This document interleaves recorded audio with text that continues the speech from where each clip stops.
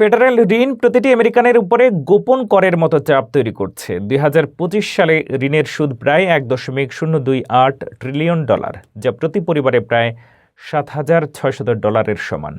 বাড়ছে প্রাইভেট ঋণের সুদ, জীবন ব্যয়ও। বিশেষজ্ঞরা বলছেন, নীতি নির্ধারকরা খরচ সীমিত না করলে ভবিষ্যৎ নাগরিকদের জন্য আরও বেশি অর্থ দিতে হবে। ফেডারেল ঋণ এখন প্রতিটি আমেরিকান নাগরিকের ওপর একটি গোপন করের মতো চাপ সৃষ্টি করছে। প্রেসিডেন্ট ট্রাম্প সম্প্রতি ক্রেডিট কার্ডের সুদের হার 10% সীমিত করার প্রস্তাব দিয়েছেন, কিন্তু রাষ্ট্রের নিজস্ব ঋণ অর্থাৎ জাতীয় ঋণ ইতিমধ্যেই সব আমেরিকানকে ব্যয় বাড়াচ্ছে।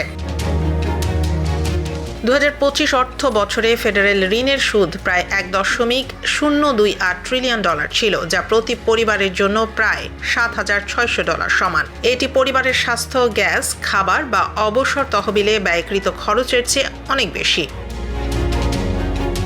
প্রাইভেট ঋণের সুদের হারও বাড়ছে। কংগ্রেসের বাজেট অফিস বলছে, যখন ফেডারেল ঋণ বৃদ্ধি পায় তখন বিনিয়োগের জন্য প্রাইভেট তহবিলের পরিমাণ কমে যায়, ফলে সুদের হার বাড়ে। 2007 সালের পর ঋণ জিডিপি অনুপাত 64.7% পয়েন্ট বেড়েছে, যার ফলে সাধারণ গৃহঋণ, ছোট ব্যবসায় ঋণ এবং অটো ঋণের সুদও উল্লেখযোগ্যভাবে বৃদ্ধি পেয়েছে।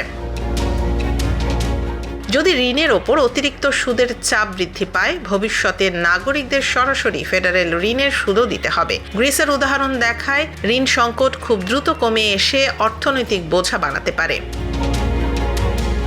সুতরাং ফেডারেল ঋণ একটি গোপন কর হিসেবে কাজ করছে, যা ইতিমধ্যেই জীবন ব্যয় বৃদ্ধি করছে এবং ভবিষ্যতের আয়কে হুমকির মুখে ফেলছে। জীবনকে আরও সাশ্রয়ী করতে নীতি নির্ধারকদের খরচ সীমিত করা জরুরি।